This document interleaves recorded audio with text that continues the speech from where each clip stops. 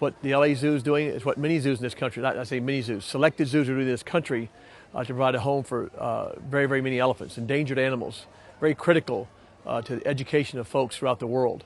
And the LA Zoo has always been known for phenomenal habitats since day one.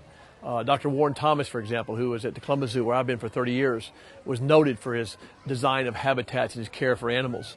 And what you're doing here, I just saw your brand new gorilla habitat, which ranks in the tops in the world. And I've been to a lot of zoos throughout the world.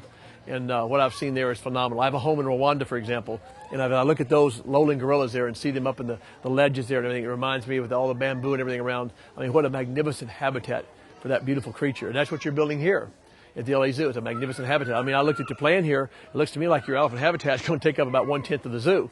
I mean, that's amazing to provide that kind of land. You know, sure, we'd like to have maybe 5,000 acres for an elephant, but that's not quite doable. You got to remember something. The American Zoo and Aquarium Association several years ago adopted a policy for those zoological parks that have elephants. And what we want to provide now are larger social groups in natural family settings. We provide larger areas for the elephants with water pools, bathing pools, that kind of thing, dust baths. And we provide a way to raise monies in order to send to elephant projects around the world, both Asia and Africa. And you must remember what the purpose of having these elephants in a zoological park is for, and that's for education and to teach young people and families love for animals. Without the love for animals, we're not going to be able to save anything. Now, would it be nice for all the folks in Los Angeles and this area to go see elephants in the wild in both Asia and Africa? Sure it would be. But how many people get to go to Asia and Africa like I have done and several people have done? Maybe 1/10 of 1% of the population of this country get to do that. So how are they supposed to understand and love about this animal unless they see it at the Los Angeles Zoo and the other major zoos throughout the country?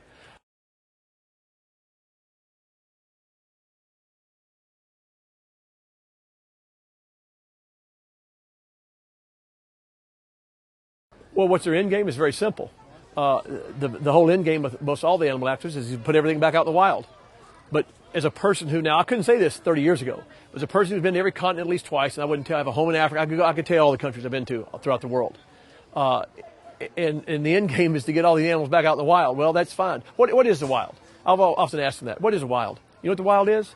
The wild is basically the North Pole, a little bit of that, the South Pole, parts of the Amazon jungle. Anybody who lives in Africa know that all of Africa is national parks now. It could be the Serengeti National Plains. It's one of the largest parks in the world. It's a park. Amboseli National Park. The beautiful Volcanoes National Park in Rwanda. I could go all around the world if you want me to. And so what is a national park? It's a certain area for animals, right? What is a zoological park? It's just a smaller area that's for the animals. But they're protected in these parks. And that's what's so important. You have to understand that. So these folks want to just go ahead and put, I guess, stuff, animatronics and things that look like animals here. But that doesn't teach these generations today what this is about. My generation of baby boomers did more damage to the planet than any previous generation on Earth. These young people today are doing more to save it. Now, how are they going to learn how to save it unless they can come to one of the 220 zoological parks in the country and learn about it?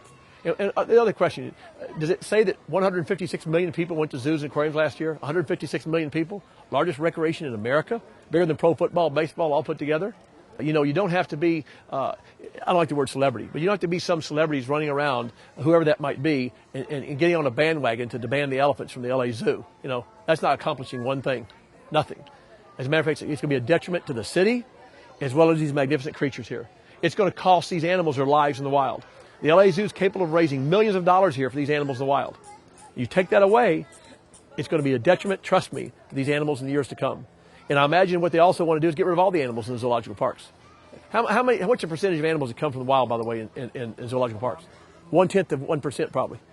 They're all the breeding programs, the research programs. You can go on and on and on about what these animals have done here in the zoological setting. What they're finding out about elephants, what they're finding out about the whales, what they're finding out about little birds, what they're finding about little mice, what they're finding about little fish.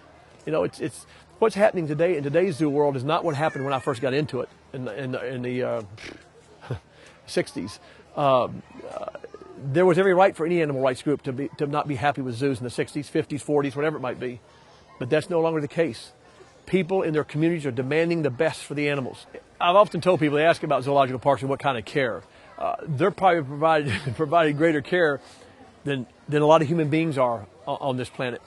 The care that animals, and especially elephants, have in zoological parks today is beyond comprehension from the standpoint. The zoological parks that can't handle the elephants now, they're being relocated to zoological parks that have the monies that can handle the elephants now. These elephants are part of these keepers' lives and curators. It's their family. An elephant is a very social animal, and those elephants accept these keepers as part of their family.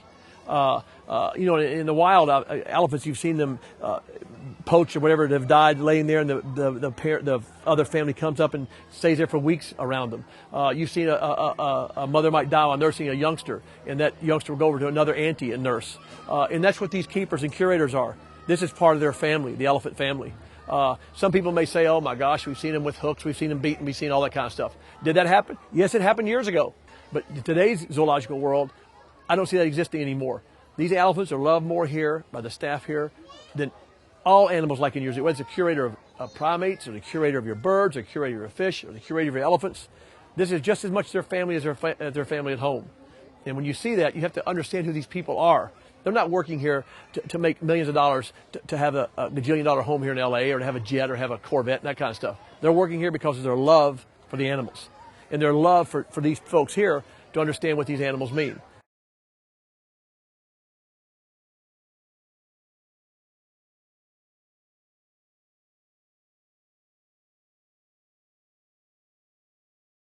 Elephants still exist on the planet in the wild, correct? Elephants are in zoological parks. I don't know, have you seen a dinosaur lately in the wild? No, me neither. Yes, kids are fascinated by dinosaurs. We all are.